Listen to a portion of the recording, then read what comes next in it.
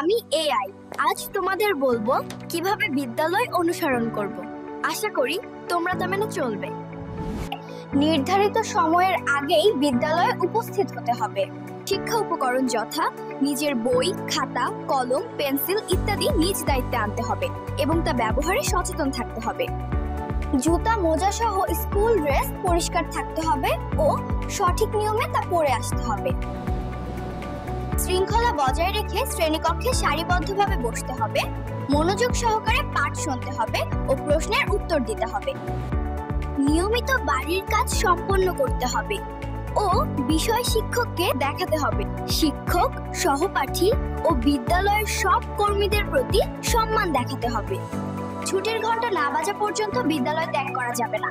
ছুটির ঘন্টা বাজলে এবং শিক্ষক অনুমতি দিলে সারিবদ্ধভাবে বিদ্যালয় ত্যাগ করতে হবে। আসুন আমরা নিয়মিত বিদ্যালয়ে উপস্থিত হই এবং বিদ্যালয়ের পরিবেশ ঠিক রাখি।